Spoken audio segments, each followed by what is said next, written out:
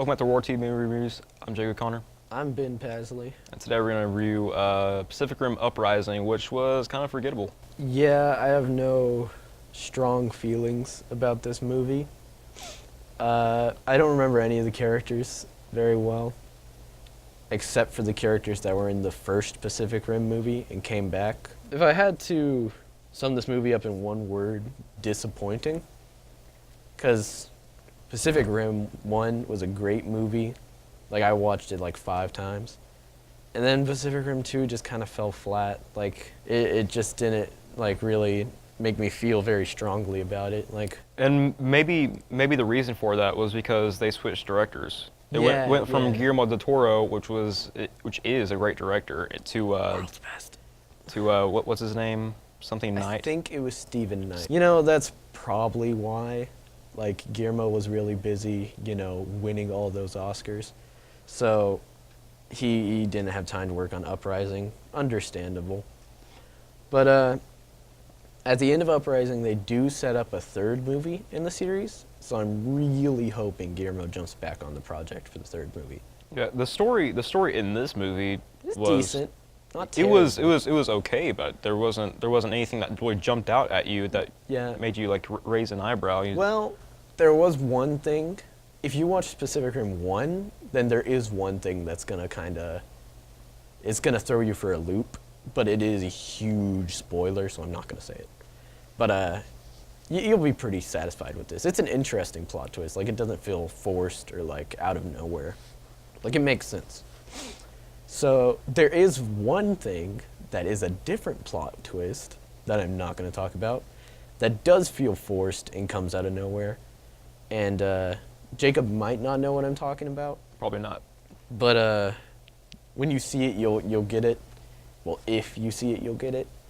But, you know, a character dies.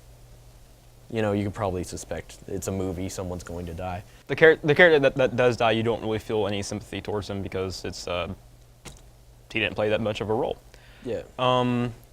But talking more about this actor and his companions, there was a bunch of kid actors in this movie. Yeah. And they weren't particularly great kid actors. There was only one that did a decent job, and it wasn't even the main kid actor. The lead kid actor was not very good. Not very good at all. Yeah.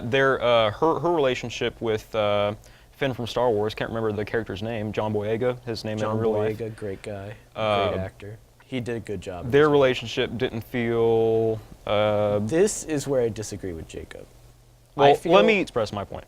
Their relationship didn't feel too rounded off in the movie. They kind of felt they smashed them together and didn't process their relationship, and it felt rushed. Is what I'm saying. Like it was not rushed, but it was fairly poorly written.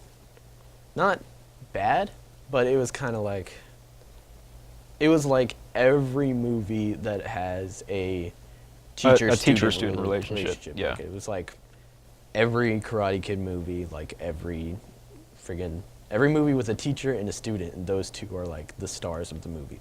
Right. Overall, I would rate this movie about a 6.5, just because the story, decent, action, decent, but acting, subpar. Now, I would rate it a 6.5 too, but mostly just because you kind of have to watch it. Because if you're a fan of the Pacific Rim series, which I am, I love the concept, I love the reoccurring characters, and you saw the first movie, you're going to have to watch the second movie if they make a third movie. So I feel like this is an important movie, but not a great movie. That's about it, right? That's about it. See you guys in 2 weeks for our next review.